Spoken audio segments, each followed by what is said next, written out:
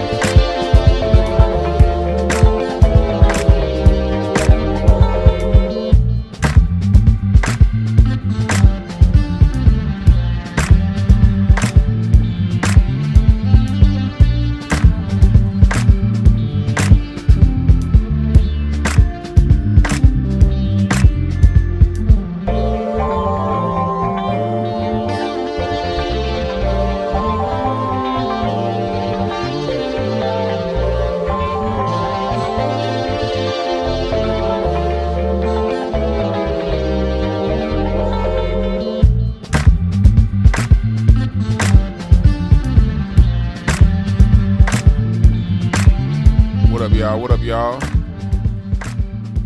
Special shout out to the moderators.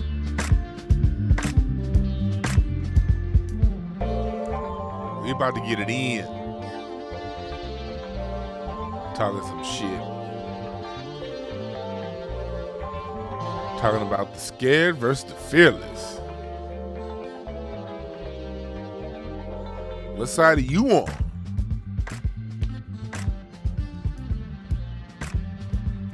That's a good question. We got to ask these questions these days, you know? There's a lot of scared Negro shit going on out there in the streets these days. A lot of scared Negro shit. And we're going to talk all about that. But before we get started talking about that, I need y'all to watch this. Dwan B. Black History commercial. Take 1. And here comes the 2 to the 3 and 4. Hold up. Celebrate our warriors and scholars. Black history on a t-shirt. Black people don't owe anybody anything but an ass whooping. Yeah. Mothers of the movement. Our scholars. Instead of wearing a sports jersey with someone else's name on your back, celebrate our leader's name on your chest. Say it with your chest. Get yours now at hotepish.com/shop. Free shipping on all orders over $75. Also, get your Black American Music family tree at incenseandashtrays.com/shop. 400 years of music created here in North America exclusively by Black Americans on one piece of artwork.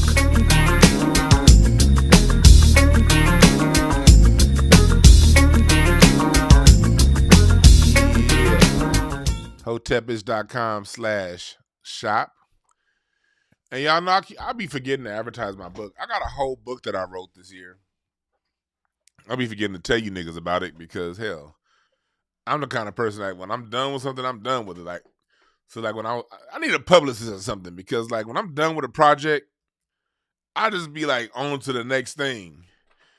And I don't be promoting my shit. I just be putting all kind of stuff and content out there and don't promote it. Tell it like it is, the art of loving communication. See, a lot of these so-called relationship experts, they can tell you a lot of stuff in theory. My book is coming from a married man, somebody who's been married for 8 years, holding the same woman down for 17 years. You want longevity? You know, there's a certain way you got to talk and act and interact with who you with. Can't be walking in the house being some old. You got niggas running around today thinking that they could be gorilla pimps with their wife. Some of y'all, some of these cats I can tell listen to too much 90s hip hop. Like, hey, bruh, Dre and Snoop, they was just playing. They were just writing music, bruh. They that's not really how they treat the woman that they with. That's how they treated the flip in their 20s, bruh. That's how they treated the flip in Now we all, in your 20s, you kind of get around, do what you do. You know what I mean? Different set of rules in your 20s and you're single. But if you want to get married and you want to have a fun relationship with your spouse, you better listen to somebody who is married and having a fun relationship with their spouse. Not someone theorizing on what sounds good. You dig? So I wrote this whole ass book. Classes will start. I know I promised my Patreon class was going to start last week, but I mean, it's just been some shit after shit after shit. And I won't be able to start next Sunday either because I'm going to be in D.C. next weekend. So the week after that is when I'm going to start my classes on this book. Breaking down how to talk to your spouse and how to talk to your children and how to keep the family together in a loving way. You know? And we also got the dopest candles on motherfucking earth. Jayla's candles. God damn, these candles smell good. She got some sea salt one that I'm burning right now. Lightthemood.com. This is for the candle connoisseur. Got wood wicks, got the cotton wicks. Man, I'm telling y'all, I never had a wood wick in my candles before. Man, this shit is dope. Smell good than a motherfucker, too. Weed Smoke 22 is your discount code for 40% off. All right? But we about to talk about what's going on in the media today. Again, welcome chat room. I'm gonna interact with chat room. I'm gonna interact with y'all as I move on. But y'all know how I get. Whenever I'm building, whenever I'm running my mouth, I can't be looking at y'all because y'all be saying too much dope, intelligent, funny shit. Well, not all of you niggas is funny. I have to say half you niggas is funny sometimes, but sometimes I be like, God damn, will y'all stop them corny ass jokes? Jeez. That's another reason why I don't be looking at the chat room. I'll be in a train of thought, and someone is be in the chat room and just drop the worst joke ever. Like, nothing annoys me more than a bad fat joke. Fat jokes are so easy. Those are the easiest jokes you can let off. So if you let off a bad fat joke, it's like, dude, you're wasting your life away. What's wrong with you? You can't put together funny about somebody. Look, man, I'm shaped like spoiled chocolate. Nigga. I mean, it's melted chocolate, nigga. You should be able to get something. I be looking at some of y'all jokes. I be like, God damn, did you go to comedy school in the remedial section? What the fuck? Anyway. I digress. Welcome to everybody. Welcome everyone. Welcome. I'm gonna get to y'all comments later on. I'm definitely gonna want to hear what y'all got to say later on. Thank you. Said that the Twitter broadcast was great, dope. I'm tonight. I'm glad. I just happened to look up at the chat room when I saw that comment saying thank you for the Twitter 40. I appreciate that. Because I'm going to we're going to do Twitter again tonight. I'm going to play the whole Twitter album on Incense and Ashtrays tonight, and I got more of a breakdown, song by song breakdown of the Twitter album tonight on Incense and Ashtrays. I'm going to go live around 8 p.m. Pacific time. Between 8 and 9 Pacific time is when I'm going to go live, all right? Well, anyway, we here to it. So what are we talking about here? We are talking about the scared versus the fearless. And if you are a mod, can you please help me timestamp when we gonna start? What timestamp? I can't even see my timestamp. I can't look, man. I can't see YouTube. What the fuck going on? Well, moderators, can you guys please give me a timestamp so that we know this is the time that we starting, so the people that are listening later, they can get right to it. All right, I gotta turn some music on though. Y'all know I gotta speak to the beat. Here we go. Time to have church. Time to go to church. Yes, Lord. You are at the church of DwannBrown, where shit talking is a must. If you sensitive, this ain't the congregation and the sanctuary for you. Yes, I do take donations in the form of cash apps. $ DwannBrown. I do need to do that more. I do need to do a better job of putting my cash app out there. People always tell me that shit.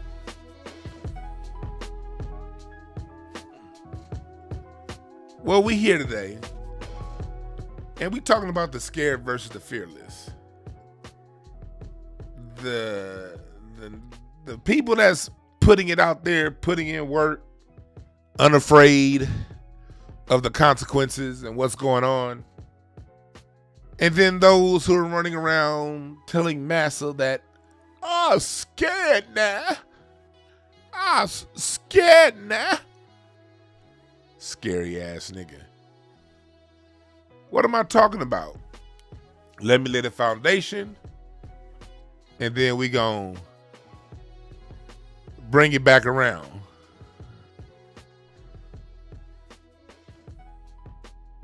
Let's see here.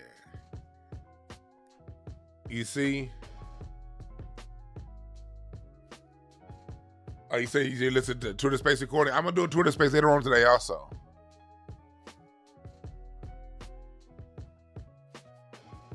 So this is what we talking about. I'm looking at the chat room for one last time. Who's this? Who's this Silk Yee? Ever since Dwan got tricked on that interview by Foxo, he can't tell the difference between what's real and what's fake. Well, how could you tell if I knew the difference before? How can you tell if I know the difference or not now? All I know is somebody with that profile picture, you somebody that's ashamed of your own face. I know that much. In real life, you probably look like you mixed with fucked and up. We got people in the chat room. Moderators, y'all know what to do. Yeah, don't kick them out. But people like that, get them on out of here. Get them out of here. We talking about the scared versus the fearless today. We are talking about the scared versus the fearless. So, no. This isn't about you moderators. This person wants attention, so just time them out. No, I'm not going to shoot back anymore. You've had enough attention. If you want more attention, ask your mama. She's the bitch that didn't give it to you when you needed it, not me. Ask your father. Your dad was too busy somewhere running trains on your uncles. They're the ones that didn't give you the attention, not me. All right.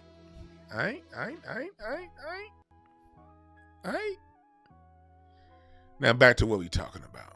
The scared versus the fearless.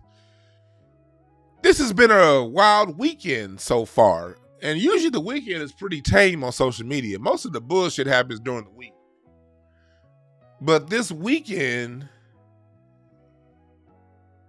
has been very, very, very, very interesting. Everyone in the chat room, please stop while you're ahead. This isn't the place for your bad jokes today. I think you need to take about 3 or 4 months off from writing jokes, from saying jokes, and get back in the lab and write. Write. I need you to write like 600 jokes and pick your best 3 out of that. And after you write 600 jokes and pick your best 3, 1 is going to be funny. And then tell that joke, all right? Back to what we talking about. This past weekend on Skitter, I said a Skitter, on Twitter. On Twitter, Elon Musk has let the dogs loose. He owns Twitter now. And since he's on Twitter, oh my God, oh my God. What can you say? What can you say? It's been a lot going on.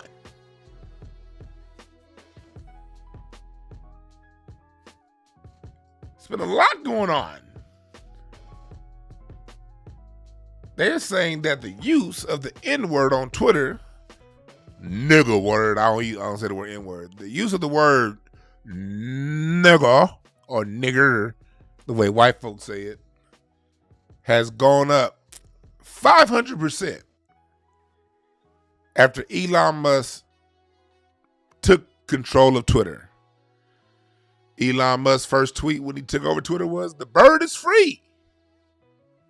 And he let America know, not only America, he let the world know that free speech is back on Twitter. But if we understand how America works, we know what free speech means. Free speech means the freedom for white folks to go at black people. Not just white people, for all non-black people to go at black people. That's what free speech means in America. Whatever race, color, creed you are, you have the right to now say whatever it is you want to say to black people. Not that you didn't have that right before. But Elon Musk is making it very clear explicitly that right is here and it is here to stay as long as he owns Twitter. So when this tweet, when as soon as the bird was free and the tweets went out talking about Twitter being free now and white folks getting to say whatever the hell they want to say, white people did what white people do. And what is that? Use their freedoms to go at black people. That's what they do.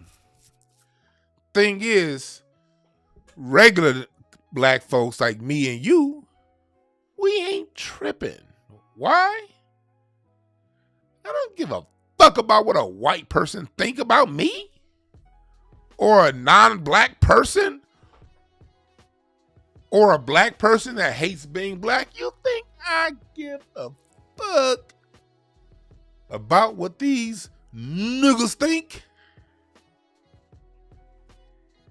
They can say all the N-words they want. You know what I'm going to do? I'm going to scroll through and laugh. Because me personally, when I see a white person or a non-black person spewing all that hatred towards black people, I see someone that's of a different hue hating themselves. They love hip-hop, but they hate black people. I listen to them listening to heavy metal, a music form that we created, and mad that they can't do it like us. They know Van Halen can't play the guitar like Jimi Hendrix. They know Bono ain't got shit on Eddie Hazel. They know that. And it reeks their soul. It reeks, it hurts, it feels bad that Brad can't sing as good as Eddie LeVert. They see us singing and having a good time. And for every one Eminem they got, we got 1,000 black men rapping on a bus better that can't get a contract. And they know it.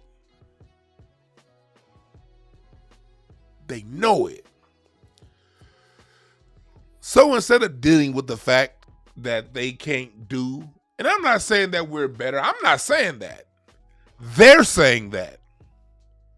Because we just be minding our own black ass business, doing what we do, creating new shit, inventing new things, inventing new dances, new styles, new cuisines, new expressions of the English language, new inventions. We do all that just minding our own goddamn black ass business. And here come these motherfuckers. Nigger. A nigger.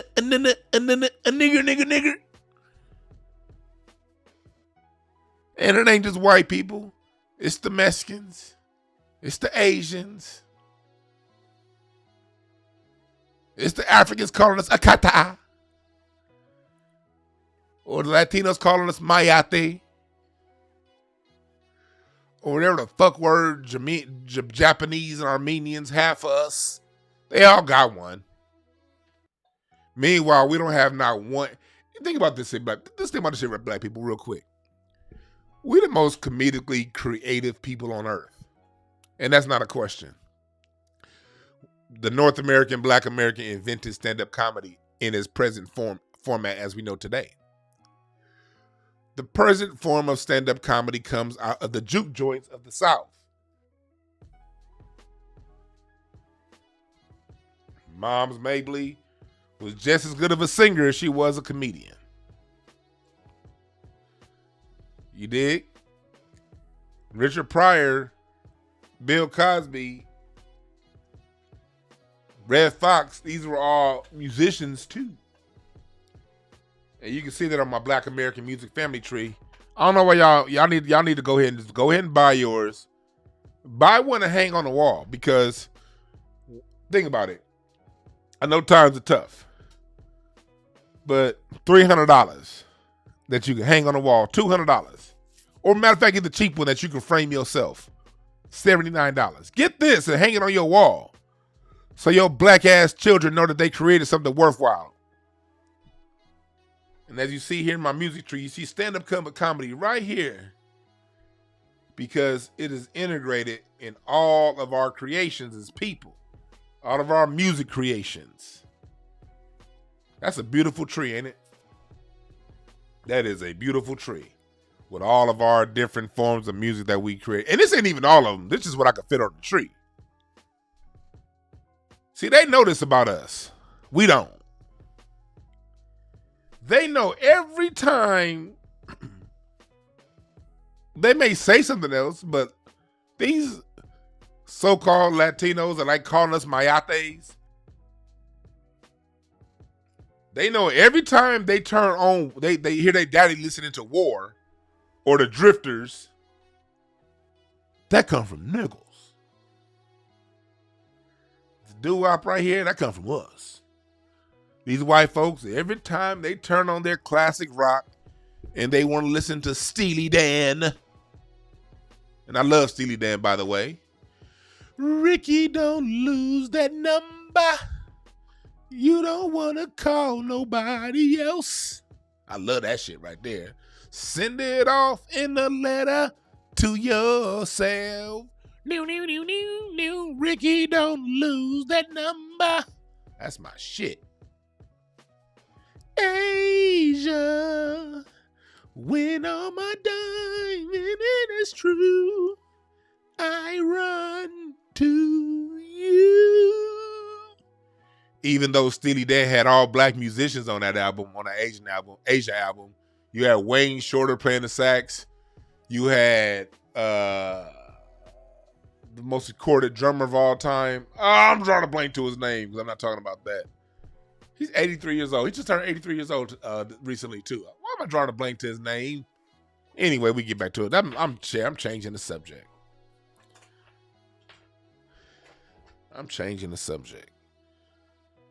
They know every time they listen to Madonna, that's Chic playing in the background. That's Nile Rodgers and Bernard Edwards. They know that.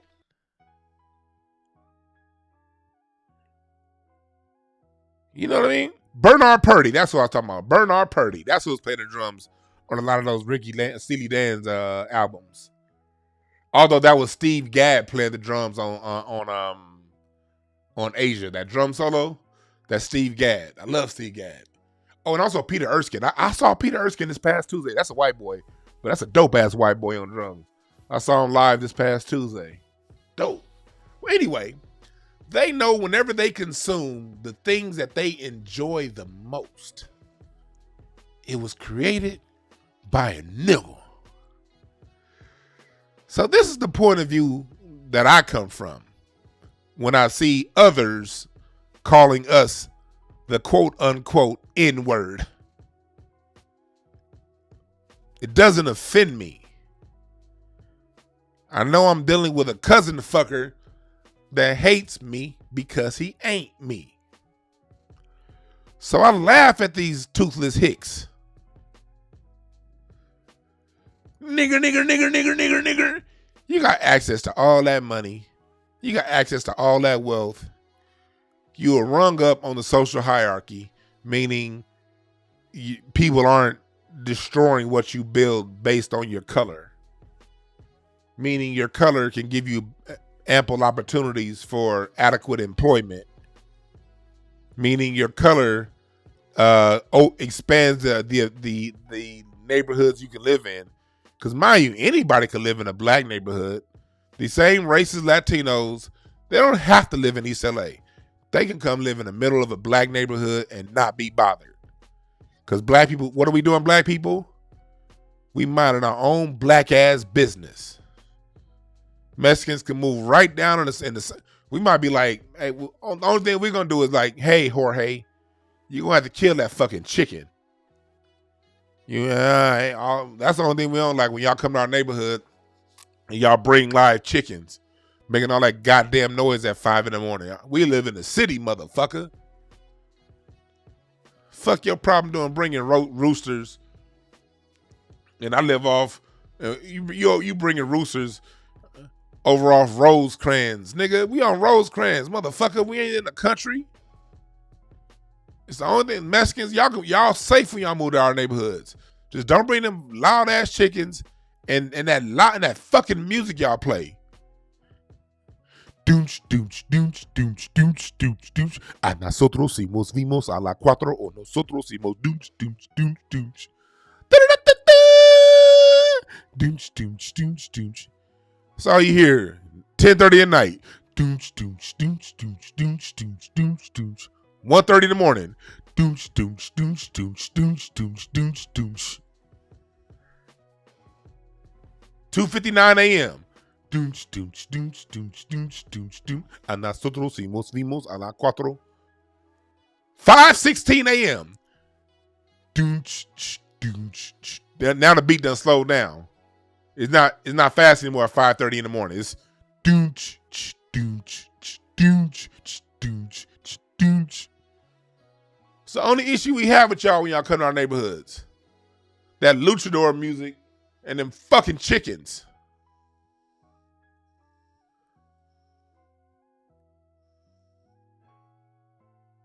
Oh, my man DJ Show up in this motherfucker. What's up, Show? You right, that music do make me hungry. That shit made me want. When I hear that doonch, doonch, doonch, out of nowhere, I want some al pastor with a pineapple on top. Like, damn, I just finished eating grits and shrimp and grits. I had a good soulful meal, then all I hear is doonch, doonch, doonch. I got a taste for al pastor and a pineapple. What the fuck this come from?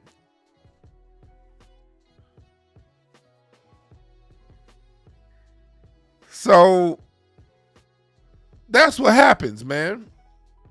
That's what happens. We are a very, very humanly people. Oh, and also get your reading at Breakthrough Cardology, man. BreakthroughCardology.com will be up, but you can still book your sessions right now at breakthroughas.org.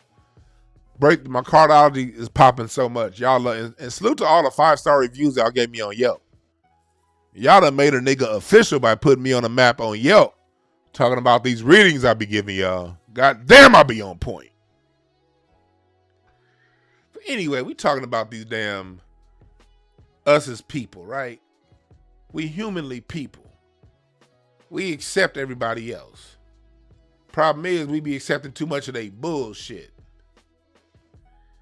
But these are the people that we around. And what they do when they first get to Twitter, when Elon Musk let the dogs out, they go right in talking about us. But like I said, we ain't tripping. But these blue check niggas, however, oh my God, what's wrong with these niggas? And I love Tony Braxton. But Tony, this ain't it. Let me tell you, if you're a white person or a non-black person tuning into this broadcast later on, understand something. These blue check niggas do not speak for us. Okay? Okay? They do not speak for us. And I'm not to say all blue checks don't speak for us. There's some dope ones out there.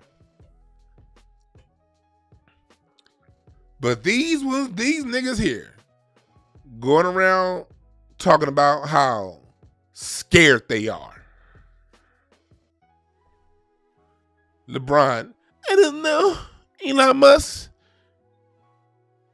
And I can care less who owns Twitter. But I will say this. If this is true, I hope these people take this very seriously because I'm scared as fuck. LeBron, we know you scared. That's why you don't attack the basket with less than 10 seconds left in the game because you don't want to shoot free throws, nigga. We know you scared. You was in game 3 at home, down 2-0. Kevin Durant had just pulled up from 40 feet to light your ass up and go up by 2 in the finals. You know you got to win game 3 because if you lose game 3, no team has ever come back from 0-3 down in the playoffs. So you got to win this game. You're down 0-2. Your team has been playing great the whole game. And you got Steph Curry guarding you one-on-one. You're down 2, not 3. You only need 2 points. You got Steph little ass Curry guarding you one-on-one. Nobody in help defense. And you pass the ball to George Hill. The same George Hill that looks like he's crying every time he touches the ball. George Hill look like that light-skinned nigga that used to get socked out for no reason. And you pass him the ball, and you getting paid all the money, and you got little ass Steph Curry guarding you one-on-one.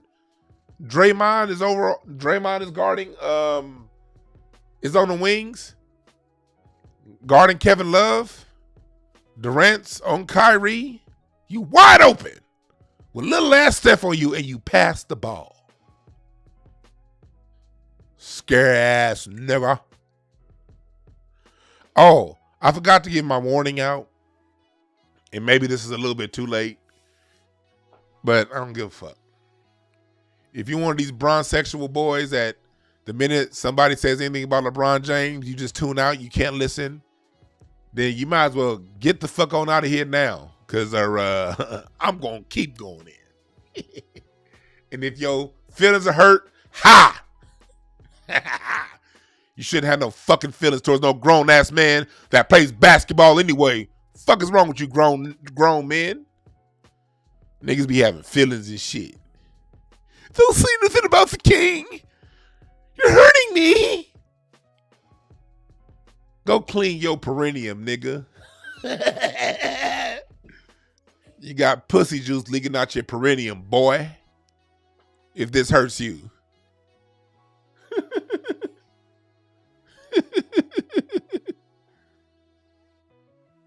Shit. LeBron James fucking up my Lakers for that old weak-ass bubble championship that don't nobody respect because all the best players in the league was either injured that year or didn't play in the bubble. Fuck out of here. So, LeBron over here talking about something, hey, black men. And this is why I'm going at you, specifically you bronzexual niggas. Because y'all follow everything this nigga do. Let me tell you something, black men. Running around saying somebody saying the N-word is scary as fuck. Do you know how bitch made you sound?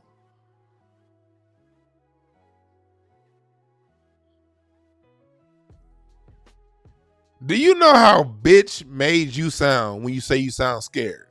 You scared. See here, you got Toni Braxton. Look at what she wrote. She wrote, I'm shocked and appalled. I'm choosing to leave Twitter because it's no longer a safe space. I don't agree with her, but she has to go with her sensibilities. And she ain't going nowhere. She got concerts to promote. She gonna be right back on Twitter when she got a tour coming up. Let's stop the cap. Let's just stop the cap. When she got something in the works, a new reality show or whatever, she gonna be right back on Twitter asking you niggas to come and buy tickets. So this is all cap. But at least she didn't go around saying she's scared.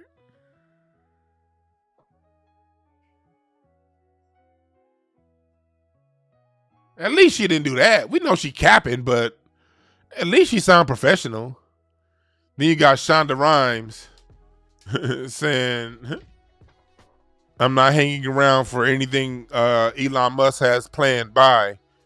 And my man Isaiah Washington had wrote a response to that. And I meant to screenshot Isaiah's response.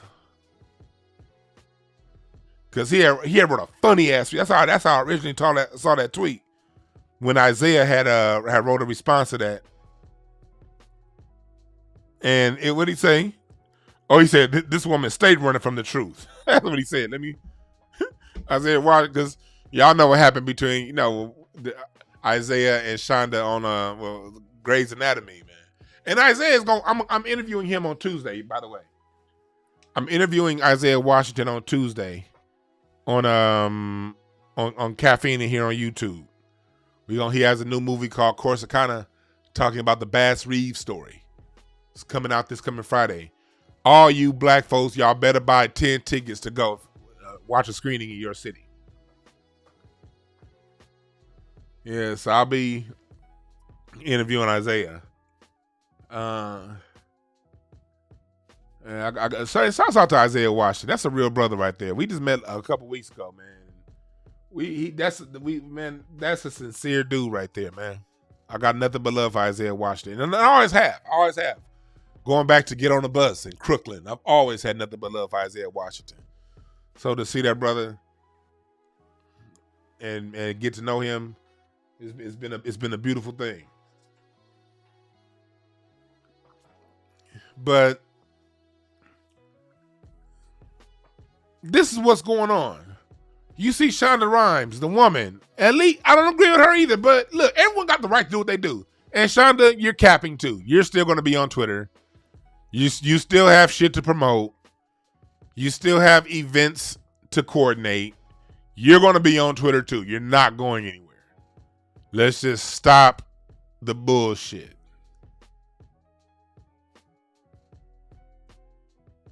But LeBron, how you run faster than God, jump higher than Jesus,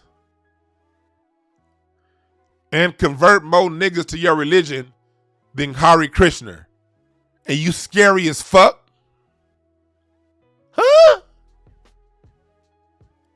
I'm telling y'all, I think part of the reason why these other races are so bold towards black people, they see these blue check niggas and they assume these scary ass blue checks speak for us.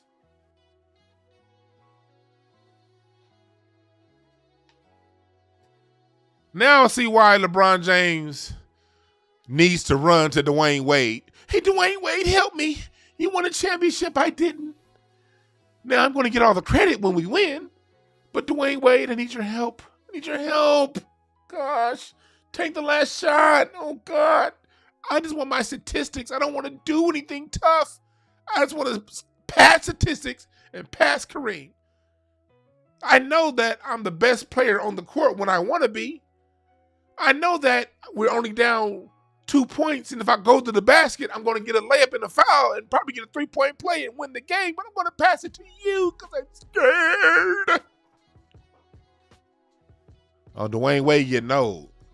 Oh, that little young kid up there in Cleveland, Kyrie, he ain't scared. Now he injured a lot, and he may not be able to, to get us close in the game, but if we close enough, this nigga gonna win the games for me. Hey, Pat Riley, yeah. I'm going to go ahead and go back to Cleveland. And Kevin Love, you come too. Just playing the Olympics with Kevin Love and Kyrie Irving. Oh yeah, these niggas gonna do all the nitty gritty work that don't show up in the stat sheet. And I'm gonna do everything that show up in the stat sheet. So when ESPN play my highlights tomorrow, all these niggas gonna do is say, "Hey, look at the stats." Now, I appreciate the Cash App, Corbett. Good one. That's what LeBron James be like. I'm gonna get everything that show up in the stats. I ain't gonna do shit that's hard. I'm not gonna box out. I'm not gonna set screens. I'm not gonna cut hard off of screens to create an open lane for my teammates. I ain't doing none of that shit. But I'm gonna do, if it got a stat involved, I'm gonna sag off my man defensively and give him the shot and hang out around the free throw line, because it's most likely long shots, brick long. So if I stand around the free throw line, there's a good chance I get the rebound. Yeah, I might give up an open shot, but hey, if he misses, I get a stat.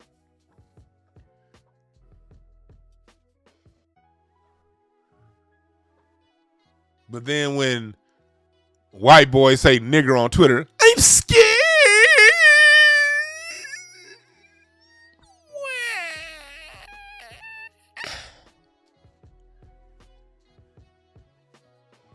God. And look at it. I looked in the chat. I just looked at the chat. I haven't been looking at the chat. I just looked at it. Oh boy, here we go. These bronzesexuals can't. Hey, bronzesexuals hate when you talk about LeBron. They always go right to, you're a hater. Hey, bronzesexual.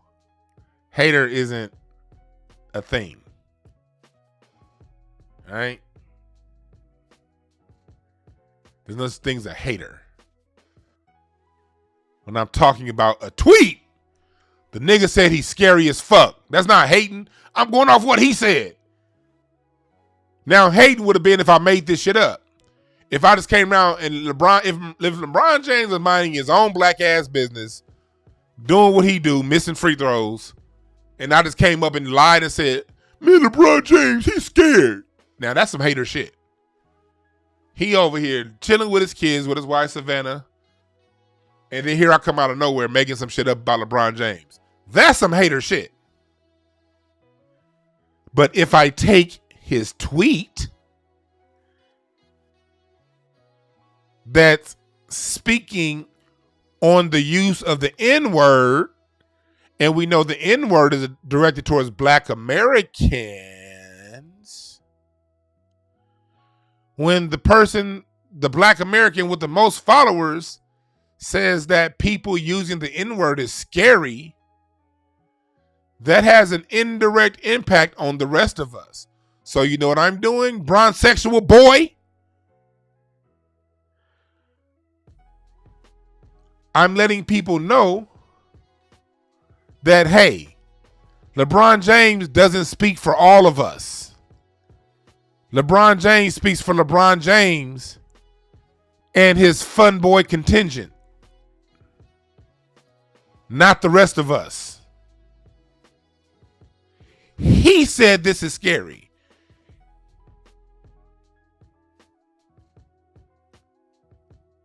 He didn't say I'm scared. He said, this is scary. Now he said, I'm a man, you fat fuck. No, you ain't a man. Not if you follow along, not if you following blindly behind LeBron James, you ain't. You LeBron James's boy.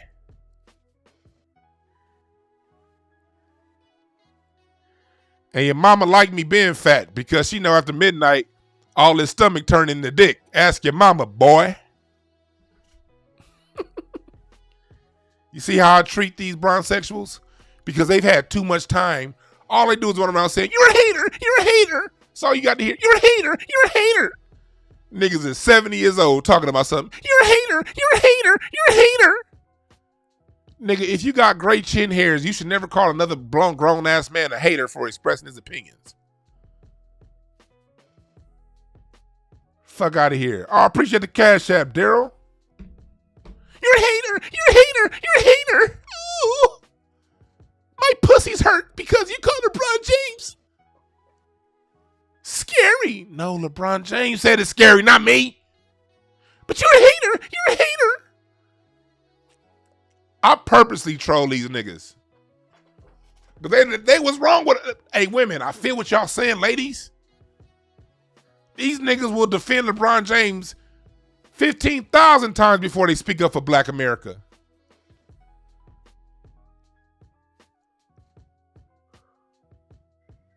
Say something about Black America. Well, I don't know, you know, Trump, you know, Joe Biden, you know, if you don't vote for me, you ain't black. Them same niggas, well, now, I guess if you don't vote for Master Biden, I guess you ain't black. All right. He racist, but what we gonna do? We gonna vote for Trump?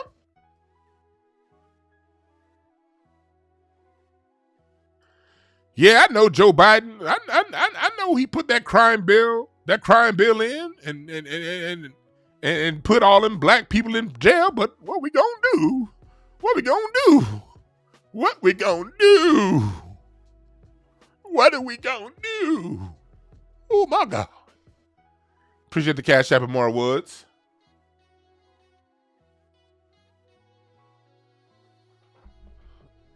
What we gonna do? But then the minute somebody says something about LeBron James, you fat fuck, you ready to fight? Let's go, let's go, let's go, let's go. You say something about LeBron James, I'm ready to go to jail.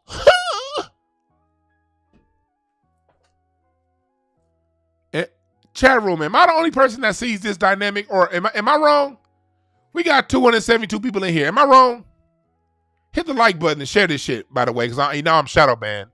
Ever since I had that video on Black America, when I said I did that video 2 months ago, Black Americans versus everybody, and then the sellouts and suckers video I did last month, both of them got 20,000 views. When those hit 20,000, 15,000, YouTube been like, hey, we about to suppress your shit for real, for real.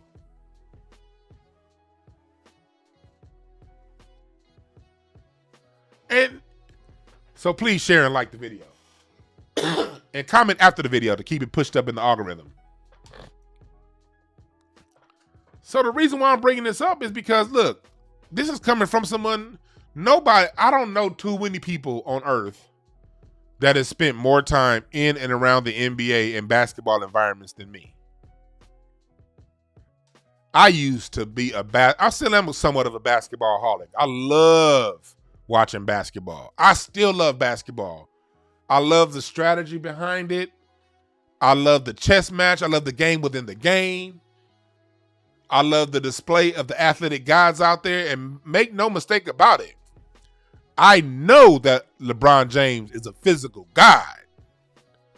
And that's why I'm so hard on him. Because he is great. He has all of the skills. No, well, he don't have all the skills. He does not have all the skills. Homie's footwork is trash.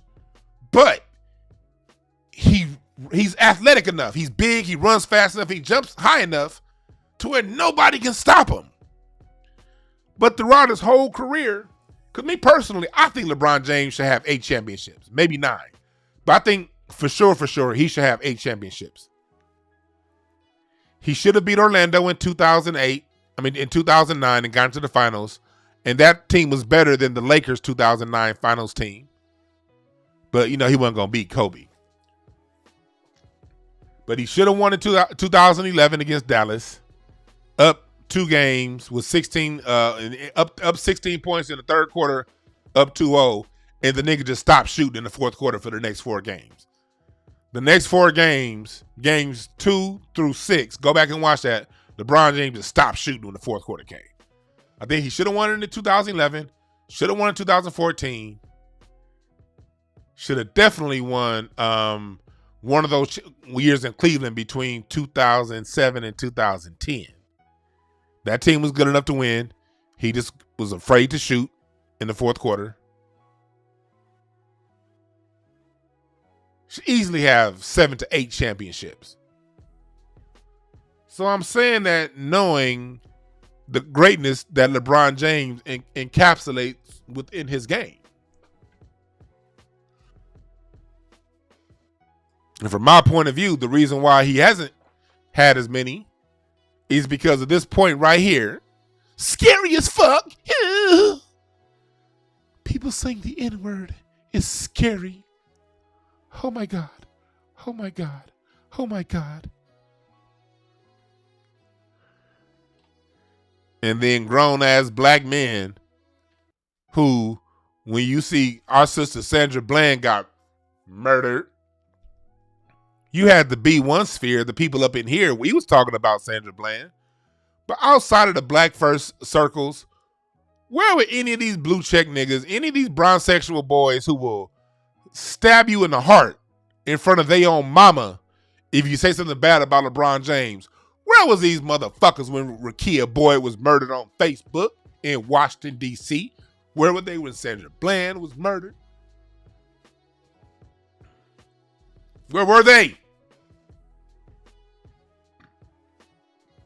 What about when our boys like Laquan McDonald get killed? These are children, black men. These are children. They ain't gotta come out your nutsack for them to be your kids. I don't have any natural born kids, but I got hundreds of kids. Well, really, all black children are my kids, all of them. And I don't have any. But I have hundreds, maybe close, over 1,000. As far as my direct impact, one-on-one working with them, easily over 1,000 kids. Them is my babies. And I love them like they mine. And I give them the wisdom as the same wisdom I give my own is what I give these babies. So when I see one of my babies killed in Baltimore, even though I live in LA, that's a problem. If one of my babies get killed in Pennsylvania, that's still my baby. And I never met him before. Never gonna meet his family. That's still my baby. Still mine. I have a sense of responsibility to where every time I turn on a microphone, I know one of my babies is listening. And yes, I'm a cuss, but they can take it. These are the same kids, that little parental password that y'all put on y'all kids' tablet, they already done found a way to hack it. And they watching all kind of shit behind your back. If you watching with your mom right now, just I'm sorry, just put your head down. Don't look at your mom. If you watching with your kids, don't out your kids, but they done already hacked your little password that you set up, all right? They ain't as innocent as you think. So they can take these cuss words. Those are my babies. So as a man, anytime I turn on this microphone, I know my babies are listening. And I want my babies to know when they grow up and become men, you got to stand 10 toes down. You can't let what somebody else say hurt you and scare you. Words are just words. If you scared, go to church, then go learn karate or boxing, and then go learn how to shoot a gun and stop being scared. Shit. There's remedies for fear, goddammit. If you're afraid, go enroll in boxing. Shit. Ain't got time you be tweeting fear, nigga. Young brothers listening to me. That's not cool. That's not cool. Running around telling white folks you scared because a white person called you the N-word. The fuck is your problem? Better grow some nuts, nigga.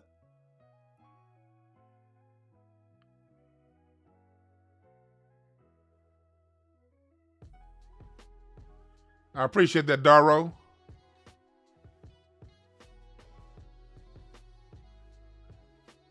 But we have a sense of responsibility to all our babies. Oh yeah, I forgot about that 225 girl. When Tamir Rice got killed, LeBron pulled the wait on the facts response. Instead of seeing an innocent young boy get killed. I ain't gotta wait on no goddamn facts. Cops kill an innocent young boy, and we see the little toy gun got a big ass orange thing on the end of it, letting you know it's a toy.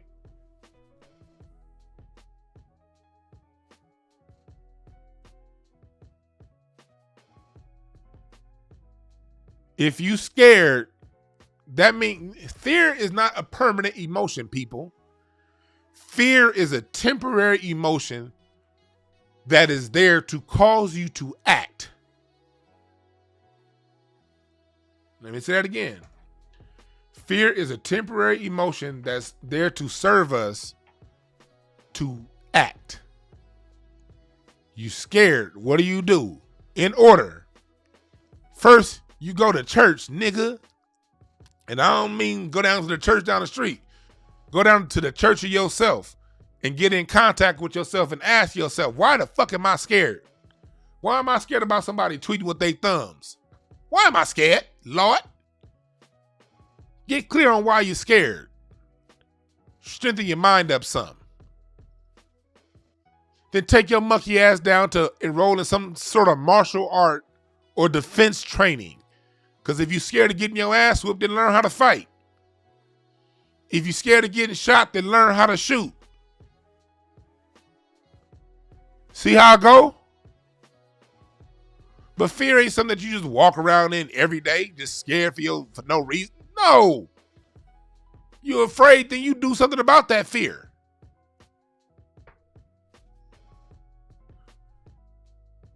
That's how fear works.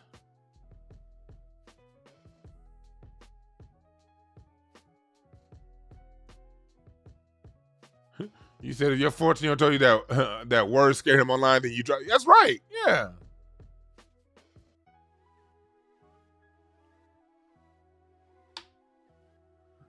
Man. So that's my message on this first half of this that we're talking about. Blue check Twitter, most of blue check Twitter, not all. They don't speak for us. These scary niggas. All right? If you want them rednecks out there listening, don't come around here thinking that you're gonna get the LeBron James reaction now. Try that if you want to.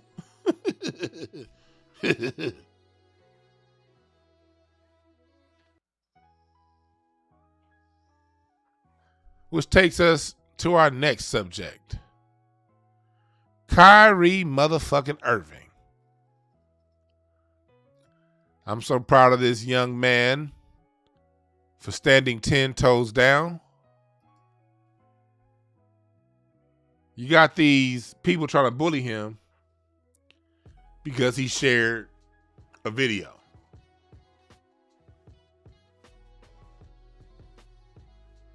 They're trying to bully him, and make him back down, and he's not. I want y'all to watch this clip, and then we gonna get back to talking about it. I think this is it. Nope. Oh, that's my card reading. That's a card reading that I did. Ace of Hearts. Ace of Hearts people are very immature people. That's the first card in the deck. Emotionally unstable. As an Ace of Hearts, your journey in life is this moon card right here. Is to get to stability. It's to get to that 9 of diamonds. 9 of diamonds is a card of Kanye West. That's your moon. So you start off shy, but as you evolve through life, you become an outwardly going great, bombastic human being. But that's not what I was going to. We're not doing readings right now. Which one?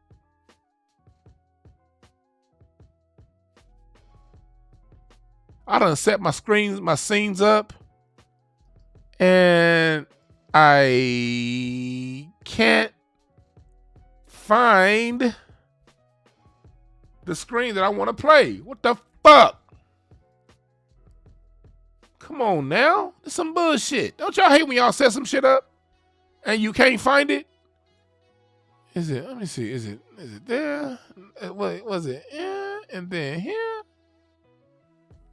No, was it? Let me get this commercial. I'll be right back. Dwan B. Black History Commercial. Take 1, and here comes the 2 to the 3 and 4. Hold up. Celebrate our warriors and scholars. Black history on a t-shirt. Black people don't owe anybody anything but an ass whooping. Yep. Mothers of the movement, our scholars. Instead of wearing a sports jersey with someone else's name on your back, celebrate our leader's name on your chest. Say it with your chest. Get yours now at hotepish.com/shop. Free shipping on all orders over $75. Also, get your Black American Music Family Tree at incenseandashtrays.com/shop. 400 years of music created here in North America exclusively by Black Americans on one piece of artwork. Found it. Found it. Obviously wasn't meant for them. Oh no, I got this. Then do you, I guess, I found it. Here we go. Obviously wasn't meant for them. Then do you, I guess, understand or not understand those that might imply that that work had anti-Semitic leanings in it? I only ask this because the tweet is still up there, so we're in 2022. It's on Amazon, a public platform. Whether you want to go watch it or not is up to you. There's things being posted every day. I'm no different than the next human being, so don't treat me any different. You guys come in here and make up this powerful influence I have over top of the adultery of, oh, you cannot post that. Why not? Why not? Everybody posts everything else. You saw the word nigger going up on Twitter, right? Oh! I don't hear an uproar on that.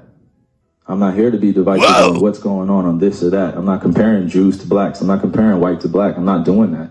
That conversation is dismissive, and it constantly revolves around the rhetoric of who are the chosen people of God. And I'm not here to argue over a person or a culture or religion or what they believe. No, this is what is here. It's on a public platform. Did I do anything illegal?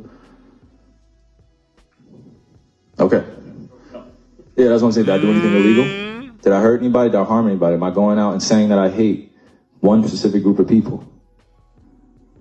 So out of all the judgment that people got from me posting, I just, without talking to me, and then I respect what Joe said, but there has a lot to do with the not ego or pride of how proud I am to be an African heritage, but also to be living as a free black man here in America, knowing the historical complexities for me to get here. So Preach, nigga. I'm not going to stand down on anything that I believe in. I'm only going to get stronger because I'm not alone. I have a whole army around me. Obviously, I have a whole army around me. Something that a lot of these motherfuckers, I'm glad he understands that. And they're mad at this tweet that he put up right here. Hebrews to Negroes. Wake up, Black America. That's what they mad at. They're trying some anti-Semitism schism when really this is about Black America. Ain't got nothing to do with these motherfuckers, but here they go. Here they go. Here they go. Obviously wasn't meant for them. Here's the other one. Here's the other video I want to show y'all. Kyrie, while we're on the topic of promotion, why did you decide to promote something that Alex Jones said? That was a few weeks ago. Yep. I do not stand with Alex Jones' position, narrative, motherfuckers. court case that he had with Sandy Hook, or any of the kids that felt like they had to relive trauma, Matter of fact, or parents that had to relive trauma, or to be dismissive to all the lives that were lost during that tragic event. My post was a post from Alex Jones that he did in the early 90s or late 90s about secret societies in America of occults, and it's true. So I wasn't identifying with anything of being a campaignist for Alex Jones or anything. I was just there to post, and it's funny, and it's actually hilarious because out of all the things I posted that day, that was the one post that everyone chose to see. It just goes back to the way our world is and works. I'm not here to complain about it. I just exist. And to follow up on the promotion of this is where the Kyrie movie get really and into the book, it. Can you please stop calling it a promotion? What am I promoting? Fair use. put it out on your platform. But I'm promoting it. Do you see me doing? Do you see me in front of putting it out there, the people title? are going to say that you are. Yeah, I put it out there just like you put things out there, right? Yeah, but it's not. You put things out there for a living, right? Right, but my stuff is Great. not. So let's move on. Filled let's with move on. Anti-Semitic. Let's stuff. move on. Don't dehumanize me up here. I'm not doing that. Another You're human being. post I can post whatever I want. So say that. And shut it down and move on to the next question. But Kyrie, you have to understand that by I don't have to understand anything from you. It's not me. Nothing. By It's no posting people that what you're you making did, up, bro. Move on. But by posting move what on. you Next did, question. Anybody Do you guys have any more questions for and me? they're gonna say, you guys have any more does he have questions? Because this is going to be a clip. beliefs? This is going to be a clip that he's going to marvel at. Is this any more questions? But you're not answering the question. Oh, this is another answering your question. Oh my God, let's make another Instagram clip so we could be famous again. Next question. Kyrie, basketball related. Yeah, motherfucker. He told it like a T.I. is. My wife just stuck her head in the door like, what the fuck is you doing, nigga?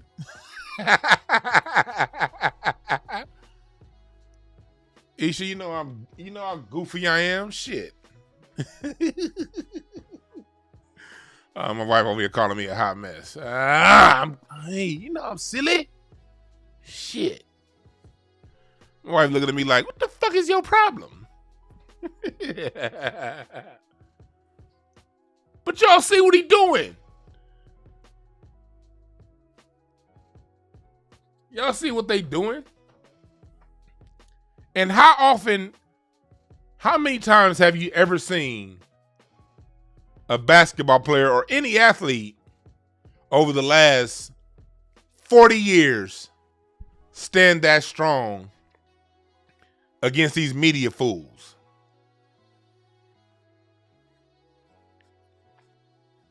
That man disrespected Kyrie, and by extension, he disrespecting Black America. And let me tell you something. All of these people running around calling black people anti-Semitic for speaking up for black people, these are people that hate black people. These are black people who can't, these are people of other groups and other races who hate black people. And they hiding behind the whole anti-Semitism thing. They don't give a shit about anti-Semitism. If they gave a fuck about anti-Semitism, they'd be over there wondering why the goddamn Ukraine is bringing in that anti-Semitic Azov regiment. Oh. Ooh.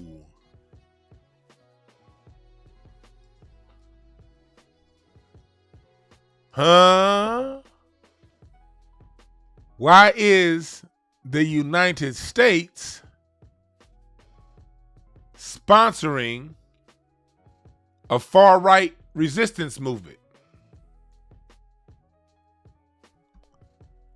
Why are they using and giving money to neo-Nazis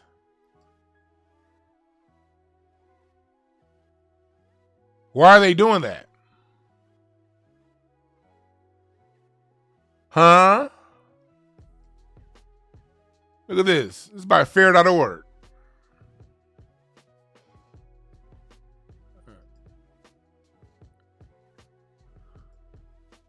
Talking about the anti-Semitism of the New York Times.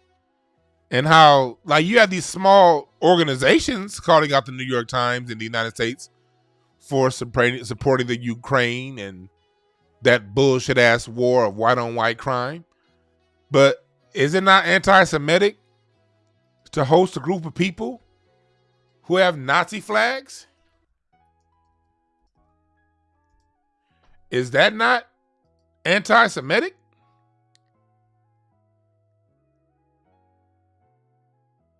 Where are these people?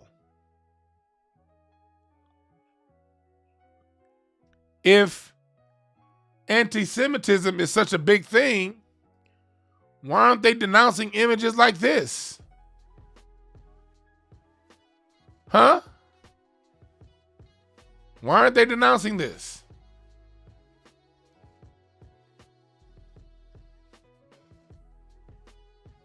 They don't care about anti-Semitism.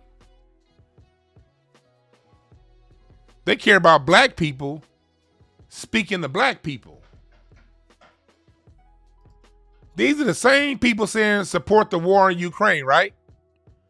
The same people calling Kyrie an anti-Semite. They support the war in Ukraine, right? Huh? Or is it just me? Did I just make this up? Did I just make this up? Am I making something up? And excuse me, tell me.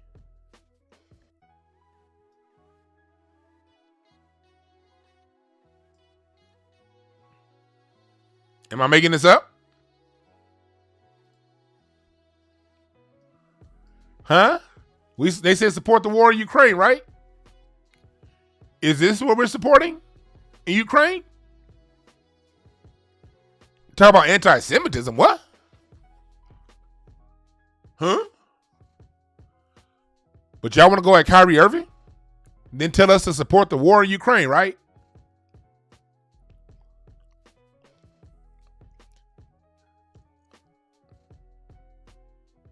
Okay.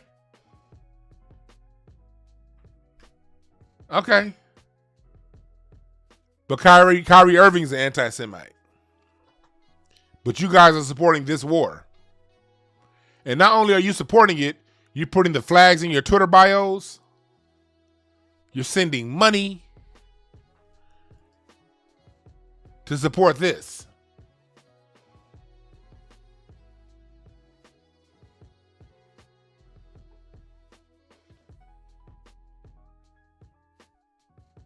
This is the world we live in right now. This is the world we live in right now. The honky calling the pig white.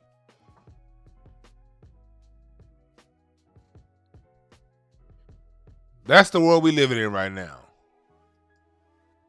This. Support this, but don't support a movie about black people finding themselves because it mentions some true history.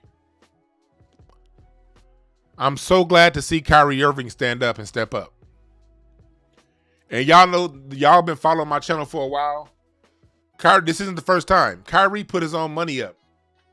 Last year when the virus hit and he missed them games, he was willing to not be paid. Standing up for himself. That's where the money, the rubber meets the road. Who's willing to sacrifice a check for what they believe in? And I'm not saying believing in something requires you to sacrifice a check. I'm not saying you should be a poor righteous teacher. I think you should make your money. I believe in capitalism, and I believe in you making all the money you feel you need to make. But I'm also, me personally, my point of view, I don't tell other people how to live and how they should live. But me personally, I am a moral capitalist. And I appreciate people who have a sense of morality while still maintaining their capitalistic ideologies. Nothing wrong with making money. But when that money comes at the expense of what I believe in my heart, and at the expense of what's good for the greater good of black society, that's where I draw the line. And everybody's heart is different. What rings on your heart is going to be different than what rings on the next man's heart. Just that wherever that line is, you draw your line in the sand. And you don't let money hold you out for that line. Everyone on earth has the option of drawing the line wherever the hell they feel like drawing the line. I'm not here to judge you for that.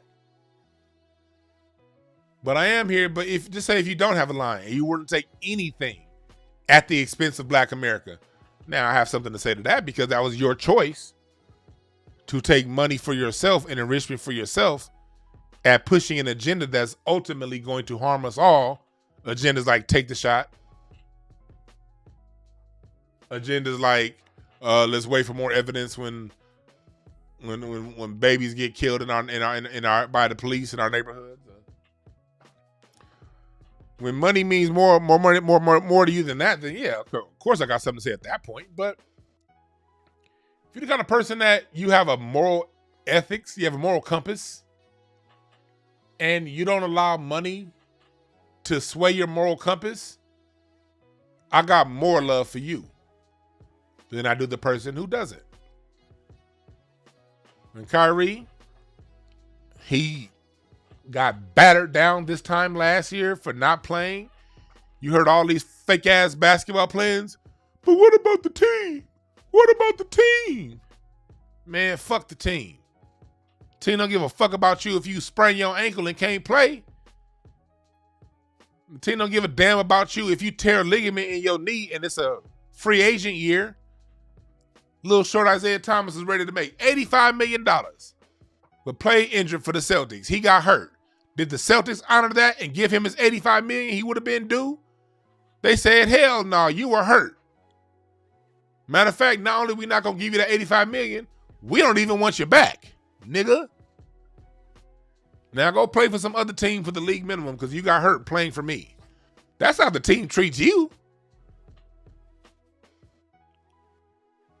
That's how they treat players. But they was mad at Kyrie Irving for saying, I'm not going to put something in my body that I don't want. And because just say he put it in his body and it gave him an adverse effect. Because that shot was known to give adverse effects to some people. Whether you believe in it or not. Some people got harmed and hurt over that. What if Kyrie would have been one of those ones that got harmed and hurt?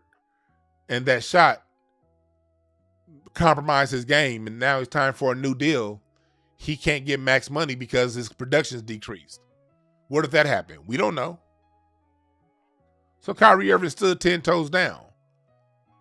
And these same niggas that go around, these same scared niggas who don't say shit about white supremacy, piled on Kyrie Irving like a dog. Now Kyrie is back. We know the media don't like him because he's a black man with his own mind. I'm telling y'all right now, Kyrie Irving ain't gonna make the Hall of Fame. Not his first time through, at least. He may make it way, way, way, way later. But Kyrie Irving has already done enough to be a first ballot Hall of Famer. Olympian, champion, hit the biggest shot in Cleveland Cavaliers history. He dominated the point guard of this generation. Steph Curry is the point guard of this generation. But whenever Steph had to guard Kyrie took his lunch. Anytime Steph had to guard Kyrie Irving took Steph's lunch, fucked his bitch, and smoked his weed. Every time. The greatest ball handler. Let's just tell the truth. Kyrie Irving is the greatest ball handler of all time. He has the greatest skill with a basketball we've ever seen. He's Isaiah Thomas, Tim Hardaway, Allen Iverson mixed in one. With his own flavor on top. But that brother ain't making the Hall of Fame. At least not initially. These white folks gonna make his ass pay.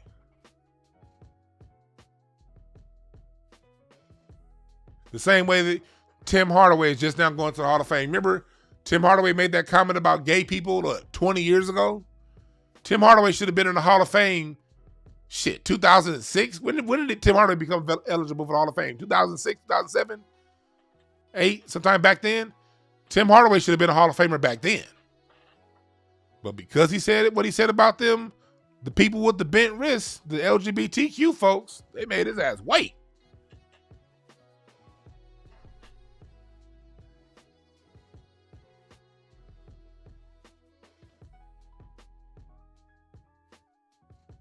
They made his ass wait.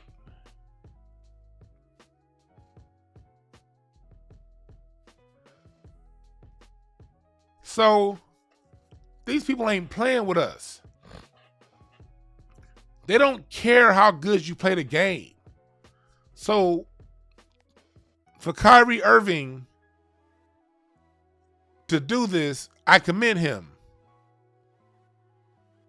And I think more athletes should do it because they don't care about your black ass anyway. They don't like you. That's why they give all the attention in the world to Luka Doncic, even though he ain't done 1/10 of what Kyrie Irving has done. But they got you thinking that white boy is the best point guard in basketball when he can't hold Kyrie's nuts. They don't respect your black ass.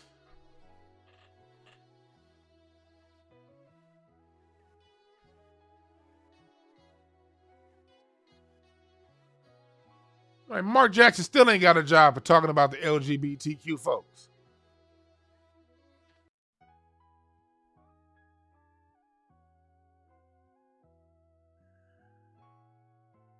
You dig what I'm saying?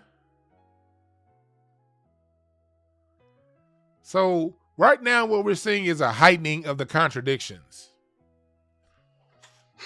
Every year seems to be getting more and more intense.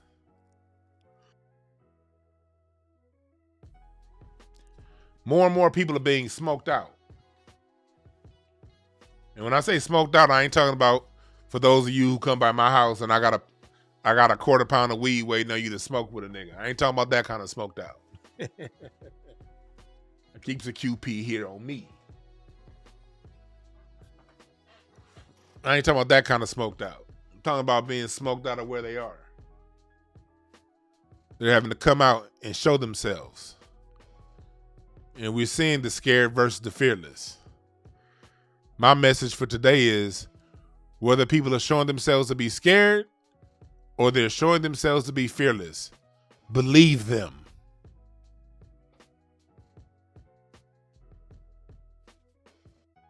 Believe them. Kanye West is being fearless right now. Kyrie Irving has lost a lot of money. Money he'll never get back. Kanye West is standing 10. He's now X'd himself out of rooms that he would have gotten in 2 weeks ago that he can't get in now. No more ever again, ever. There's rooms he walked in 6 months ago that they won't pick up his phone now. And Kanye West is still going in. He apologized to black people the other day. Kanye did say he don't think he thinks everybody should come together, that we should end our races. Look, we see Kanye. He's not clear. He's lost when it comes to racial dynamics. I get it. He is very lost when it comes to racial dynamics. But however lost he is, that's his money that he's putting up, not mine. Kanye West ain't hurting my bank account. He hurting his. So wherever you fall on your opinions on Kanye West, he took the hit to the bank. And he's still pushing forward. The way I see it, the Kanye West story is still being written. The whole Kanye West saga is a movie. And I don't even think we've gotten to the climax yet. So my point of view on the whole Kanye West thing is just keep watching. I'm not saying anything definitive on either side. I'm not saying he won. I'm not saying he lost. Now, I am saying one thing definitive. He ain't going to be able to talk to some of them motherfuckers anymore about certain things. That I will say was certainty. They do not forgive like a lot of you niggas do. Certainly. I can certainly say he ain't going to be walking in certain one of them rooms anymore. But Kanye seems to not give a fuck. So if Kanye don't care, why should I?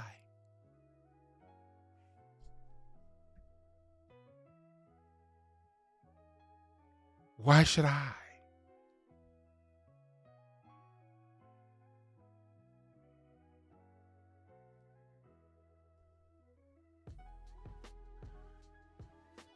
If Kanye don't care about the consequences to his words, why should I be in his pockets? I'm not with that.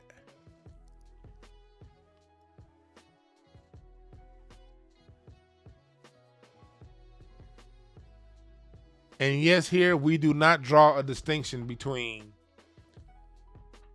The reason, you're not gonna hear. I'm not gonna go in on the people who chew small gum for a few reasons. One, they own this platform, so whenever a group owns something, and I get access, I get to connect to y'all through this platform. It's a lot of beautiful things that I get out of this platform. Y'all buy my merchandise. Y'all come to me for readings. We get to exchange information.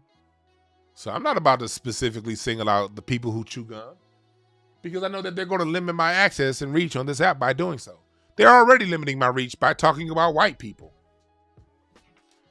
And that's the second reason why there ain't no difference between the people who chew gum and white people. What they have is petty cultural differences. The non-chewers are mad that the people who do chew assumed an identity that's not theirs. They hate that shit. They assumed an identity. They're like, hold on. Me and you was cousins. You wasn't born with a small hat. That's what they thinking. They got a whole little, they got their own little petty fight between those who chose to take on a religion that's not natural to them and those who didn't. Those are petty differences amongst them. They agree when it comes to fucking with us. I don't draw a difference between the white person with a small hat and the white person without one, because they both go to kill us. Ain't neither of them motherfuckers saving us. And both use us to their ultimate benefit. Let me break that point down, that last point. They both use us to their ultimate benefit. What do the white supremacists say when we got our foot on their neck and we're pointing them out for their bullshit? They go right into, it's not us, it's the chews, those who chew gum and wear small hats. It's them, the Rothschilds. It's them. Okay, let's go with that. It's them. Well, why do you export so many weapons to their country, Israel? You give Israel more aid than you give any state within the United States. If it's them, why do you fund them?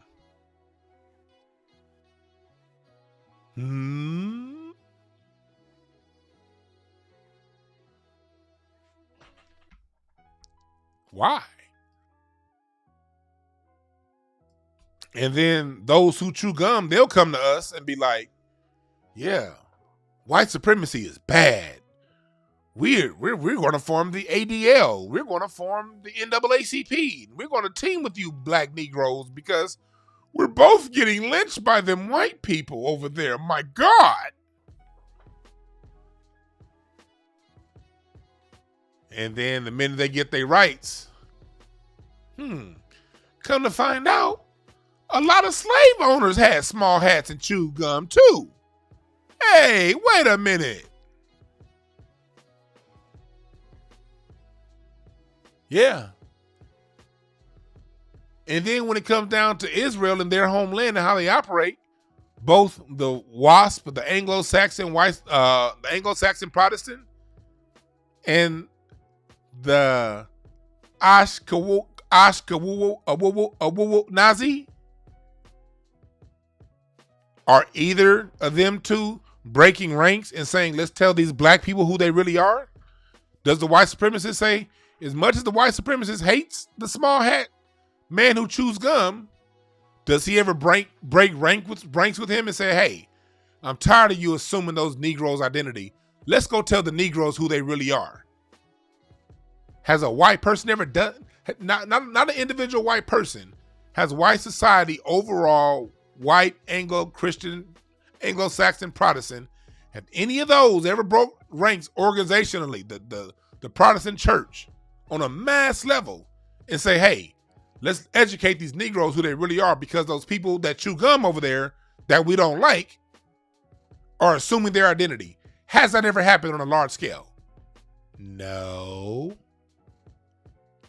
How are black people who chew gum treated in Israel? Are they treated with the same respect, love, and dignity as the white people who chew gum? Is there any equality? When you go to the chewing gum side of town in your neighborhood, in your city, here in LA is Hancock Park. Hancock Park is majority people who chew gum. They don't leave access to the black people who happen to chew gum to move into that neighborhood, do they? So what's the difference between the white person who chews gum and the one who doesn't?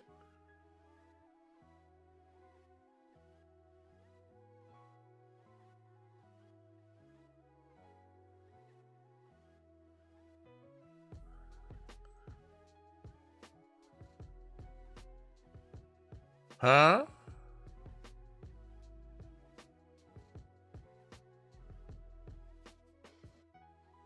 Let me see. Let me see what y'all talking about in the chat room. Somebody saying some shit about Tariq. What they saying about Tariq? Catch me up, chat room. Who's saying what about Tariq? Oh yeah, and please go down to the reparations rally. I'm be down there this weekend. The rally for reparations in D.C. Hopefully y'all come. If y'all come, holla at your boy. It'd be good to meet y'all face to face. We ain't talking about Tariq. Why is Tariq coming up in here in this chat room? Oh, he said he's scared of the people who chew gum. Why is that even? Salute to you, DwannBrown. You said that. Even if he is, he's not. I don't think he is. But why are we talking? Why are we talking about that? If he chooses not to talk about them, that's his choice. Maybe he has other moves that need to be made. Look, if you're halfway awake towards anything, you already know what the people who chew gum is about. That's why I was thinking like what Kanye is doing is somewhat of an unnecessary risk to me, from my point of view, because those who have half of a brain already know what it is, but that's his choice. If a person chooses not to risk their platform to tell us all what we already know about the people who chew gum, that's their choice too. Why is that a problem?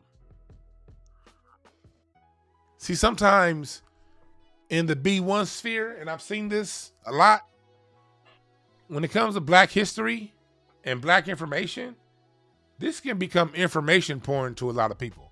And I'm not speaking to whoever made that comment in the chat room, you particular. I'm not talking about you.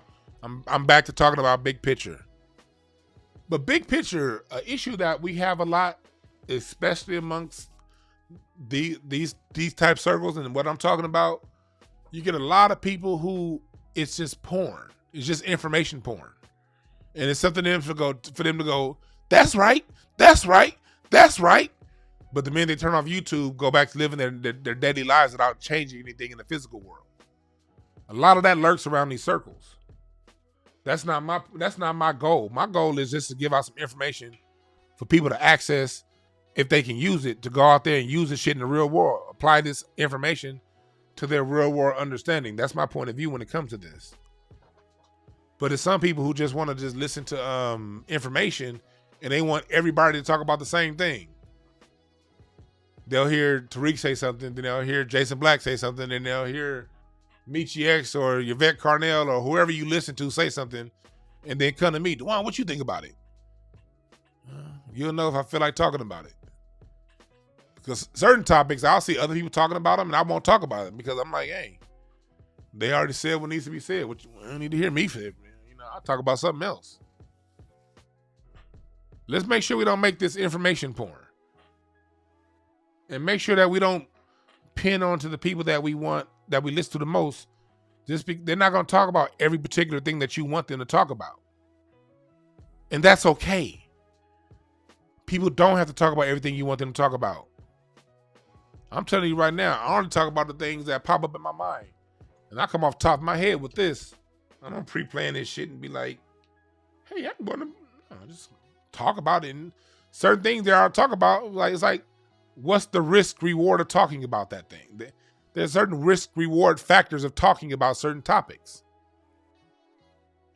Okay, the risk is I can be deplatformed. The reward is I tell people what they already knew about these people in small hats. As a content creator, those are decisions we have to make.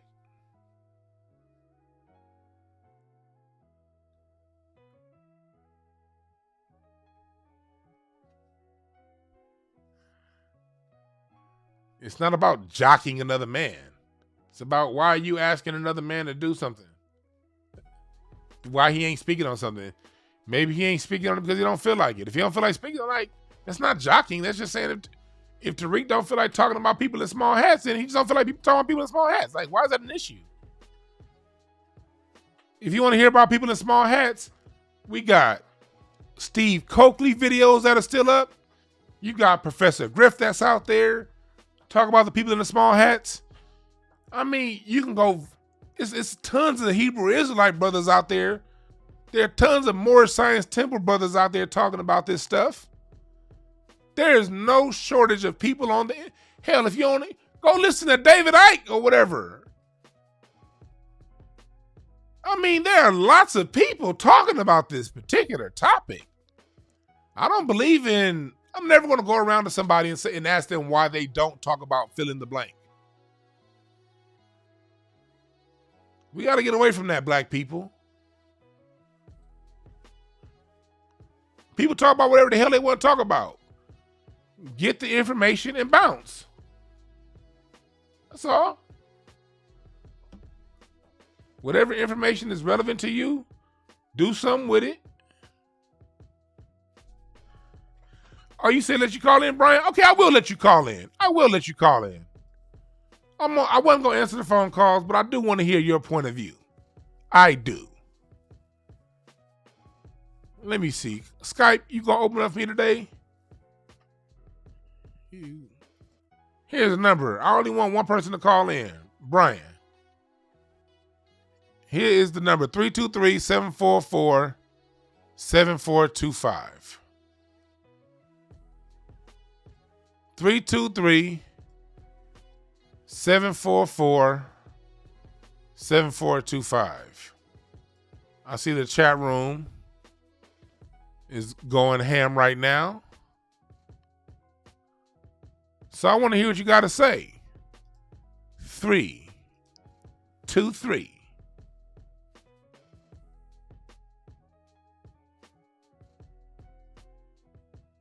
What's up, Carter? What's your name? Where you calling from? Hey, what's up? This is Brian. What's up, Brian? What's on your mind? I've been in my zone, so I don't know everything going on in the chat room. What's going on? And I want to hear your point of view on it.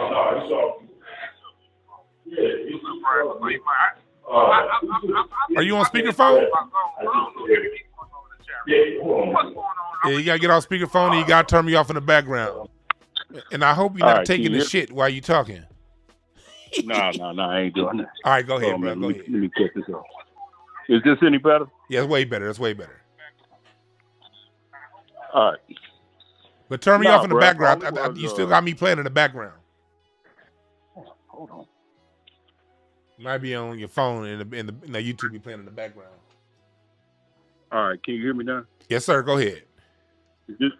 All right. Yeah, bro. It was just a simple question. I just said, hey, I wonder what Tariq's position would be on the Kyrie situation, because I didn't agree with the Kanye critique. Okay. And, I mean, it ain't no more than that. I mean, black people are way too sensitive. I don't really think that black folks are used to manly conversations. You know, like, hell, I grew up with brothers. I grew up with my dad in the house. We fight sometimes, and we would, hey, it ain't no big deal. But I'm looking at these comments, you know, just from asking a question, and everybody is so sensitive. It's conversation. That's it. I mean, if people, I got a father. If people need Tariq to be their daddy, that's the way I look at it. I'm like, damn, I ain't never seen so many men where I'm from the south side of Chicago. We don't jock other dudes like that. It is what it is. I respect the brother, but I don't agree with everything. I'm not a fanboy like that, and that's what I see a lot of. I agree. I agree with not agreeing with everything someone says, but my chat room is saying that you said Tariq was scared of the people in small hats. That's what they say. I think he is. That's my opinion. So what? That you know what I mean? I did say that. That's my opinion. So, okay, what it was from the Kanye thing. When the brother said, well, what he needs to do is apologize. He needs to repent. That kind of knocked me off my rocker. Because I'm like, damn, okay, he needs to repent to another group of men? Okay, but all right. So I listened to him. He needs to repent. And he needs to give money to the synagogues. Then he needs to say that he was crazy and check himself into a facility. Y'all think that's manly? Let's break that down. That's what I'm saying. That's manly. Let's that's break manly? that down. That's from the kind the of point, men that are going to protect I heard a little bit our of what, neighborhood. I haven't listened to too much. I haven't been listening to Tariq that much this week. I've just been so damn busy. But I have heard. I've heard a fair amount of what he said about Kanye in one of the Twitter spaces. Sir. Yeah. And from what I heard, and I don't agree with everything he had to say about the Kanye situation either. Let's just be clear. I get it. But at the same time, from his point of view, he's speaking of a Kanye West who is part of the mainstream. Tariq is grassroots. His money isn't tied down to them folks. Kanye's access to wealth is. He was speaking, and I remember hearing him say something like that. From what I heard, and I could be wrong, but from the context that I heard, when I heard him say that, he was speaking from the context of Kanye regaining access to mainstream points of wealth. From that context. And if Kanye is tied to the mainstream, Kanye, you saw what he said yesterday. He said, someone asked him about a question about the black media. What do you think about, do you think we need our own black media?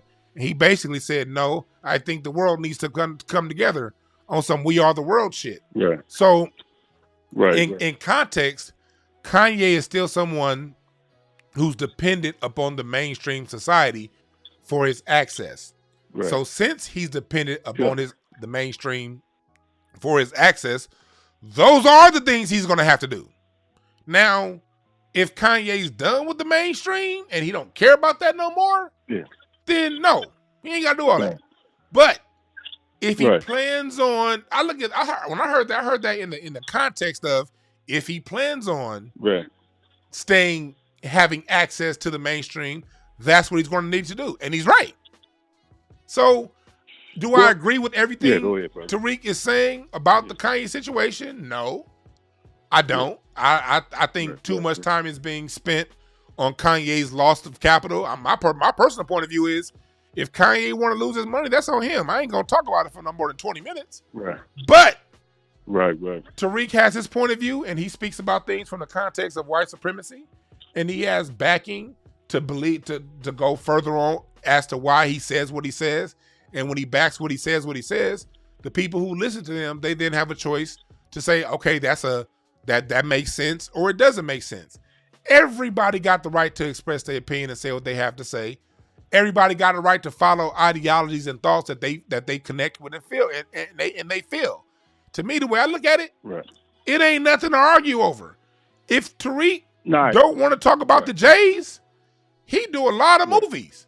I get it.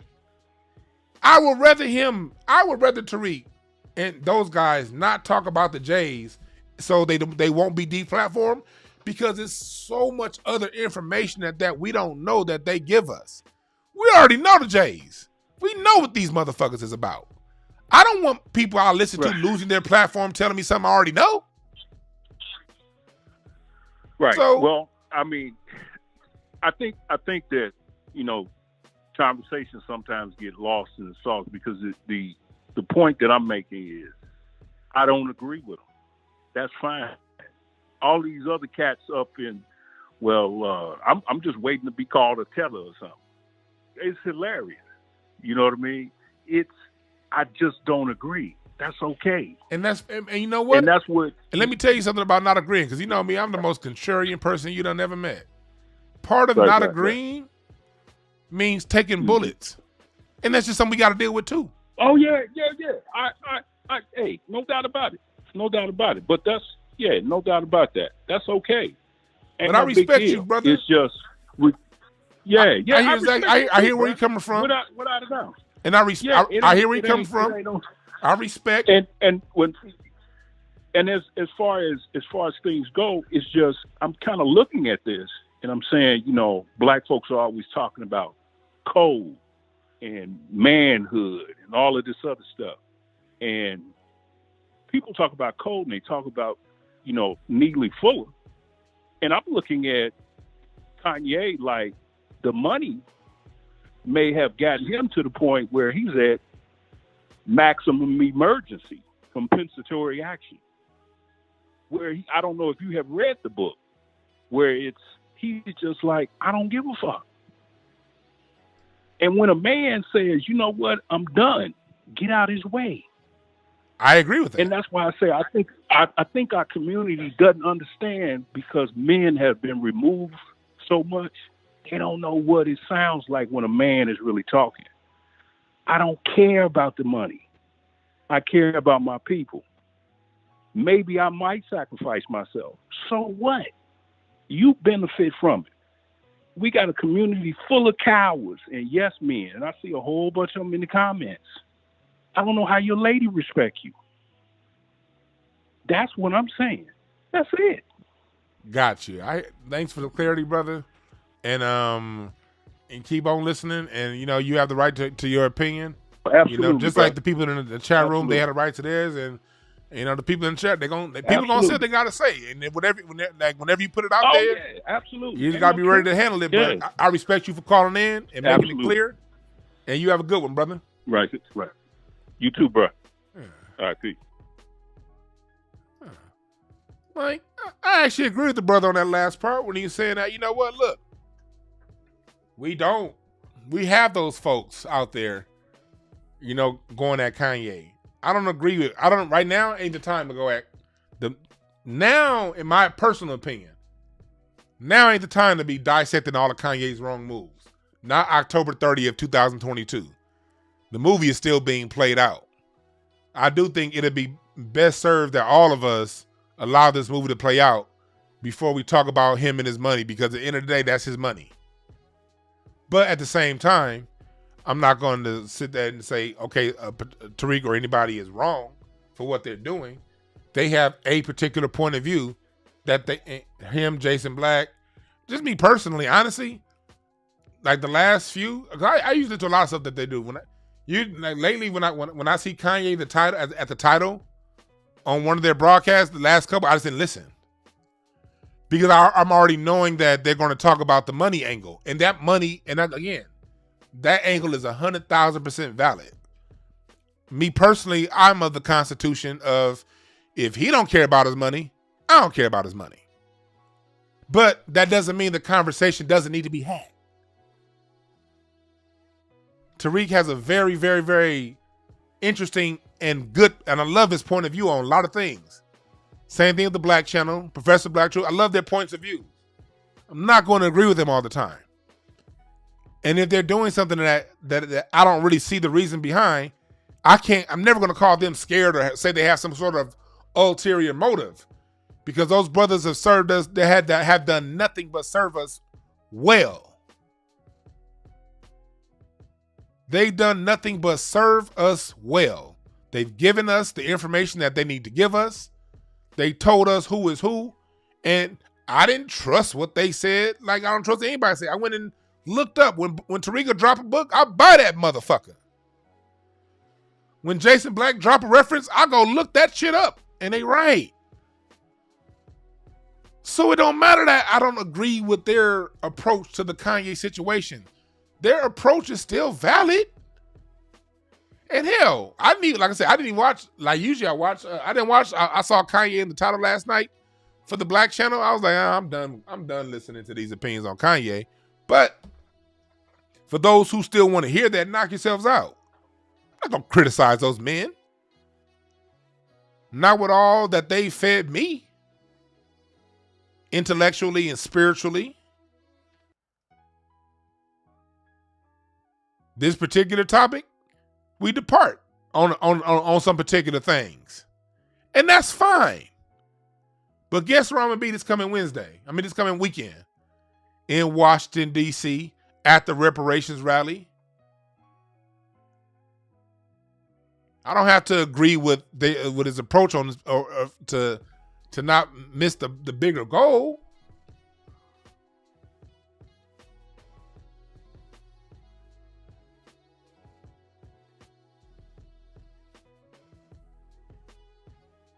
You know what I mean? And on top of that, within the Black First sector, we will all have points of disagreement.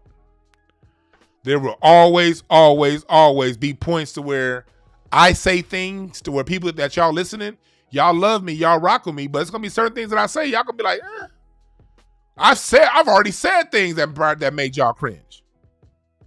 And it's gonna happen again. That's a guarantee. Because I have my mind and you have yours. All right, I don't agree with you. Back to fighting white supremacy. How about that?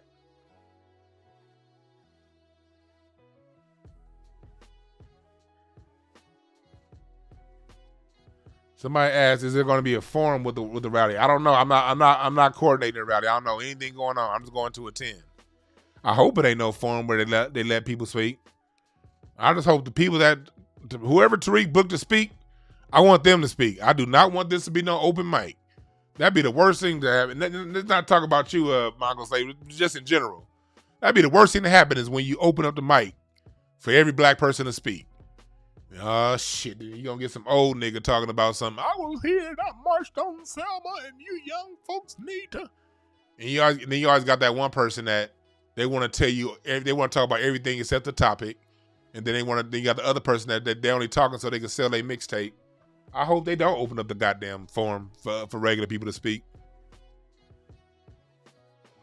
I want to hear Tariq speaking, whoever he got booked. I think Brother Kaba is speaking. Jane, I want to hear him speak. I think I saw Jade on the flyer. I want to hear her speak. And Connie. The people that Tariq got on that flyer, those are the people I want to hear speaking. Nobody else. Please don't make this shit an open forum. Because if you make it an open forum, if 10 brothers get to speak, 2 are going to be on point, 2 are going to be kind of iffy on point, and 6 ain't going to be saying shit. Do not make that shit an open forum. Hell no. No. Now, let me tell you that. One is going to, if 10 niggas spoke, 1 is going to know what they're talking about, 1 is going to halfway know what they're talking about, and 8 ain't saying shit.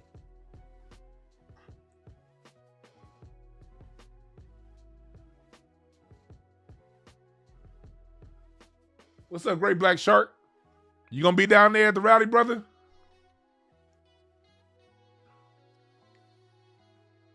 Yeah. I can't wait to meet some of y'all face to face. I met Nicole yesterday. Y'all know Nicole's View? Man, salute to Nicole's View and all the work that she's done on the Bill Cosby case and the Michael Jackson Leaving Neverland case. She has been she's been our Ida B. Wells when it comes to reporting the facts from the courtroom. It was dope because Taj Jackson invited her down and she was at the Jackson family. What's up, Tori and Rain? I hope to see you down here at the rally too, brother. But Nicole's View, she came to LA this past weekend to go to the Jack. I was like, I've been living in LA my whole life and I've driven past the Havenhurst house plenty of times. I've never been inside. And here she come in LA at the goddamn Jackson house. That was dope, but it was dope meeting her yesterday. Dope meeting her yesterday.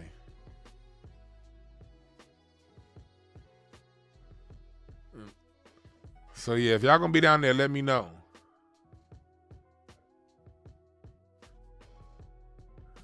Yeah. So, but yeah, that's what we talking about here, man. The scared versus the fearless. The fearless, keep being fearless. Keep fighting. Keep pushing through. keep moving on and moving up. The scared, go to church and get the fuck out our way. That's what's up, Terry and Rain. It'll be good to meet you face to face, my brother.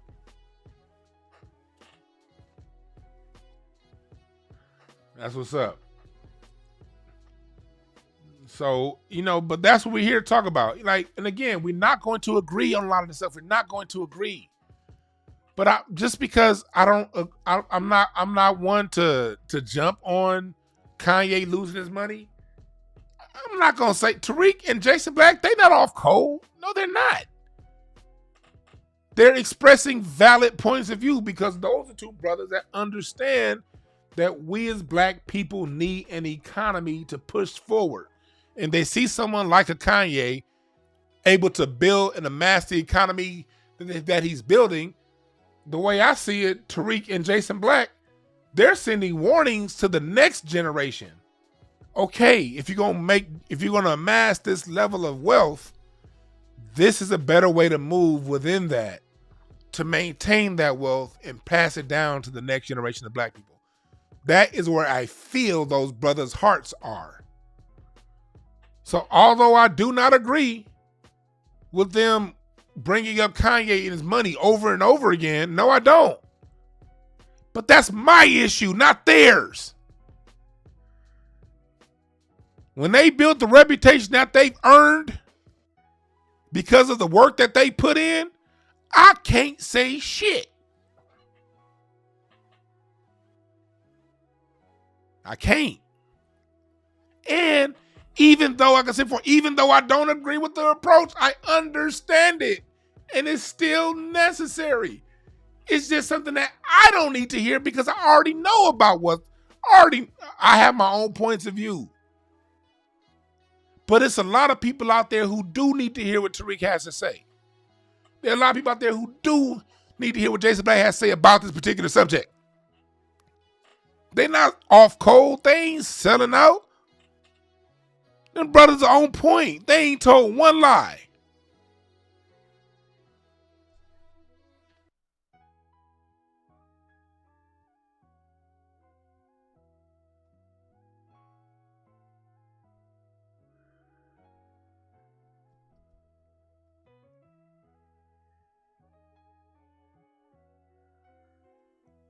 So, you said you never met an atheist freedom fighter? Well, that means you ain't met enough people.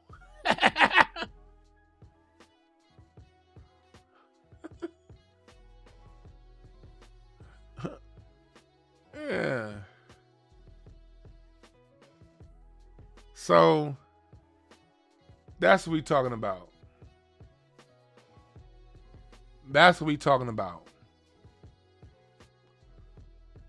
They have their point of view. You have yours. I have mine. And let's all respect it.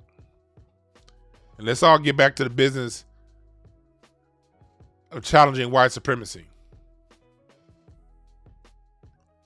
Let the scared LeBron and all the other blue check niggas, the athletes and rappers and shit, let them niggas be scared. And thus, those of us who are the fearless, let's keep being fearless.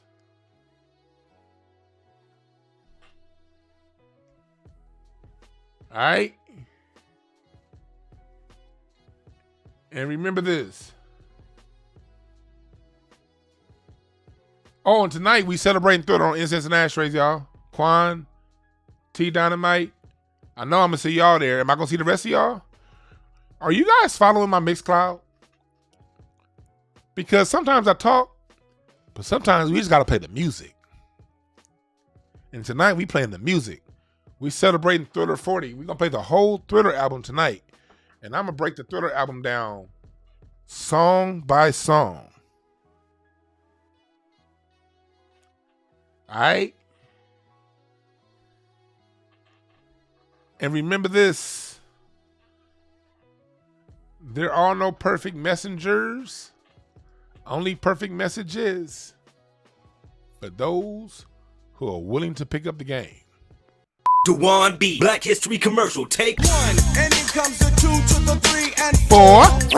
Hold up. Celebrate our warriors and scholars. Black history on a t-shirt. Black people don't owe anybody anything but an ass whooping. Yep. Mothers of the movement, our scholars. Instead of wearing a sports jersey with someone else's name on your back, celebrate our leader's name on your chest. say it with your chest. Get yours now at hotepish.com/shop. Free shipping on all orders over $75. Also, get your Black American Music Family Tree at incenseandashtrays.com/shop. 400 years of music created here in North America exclusively by Black Americans on one piece of artwork.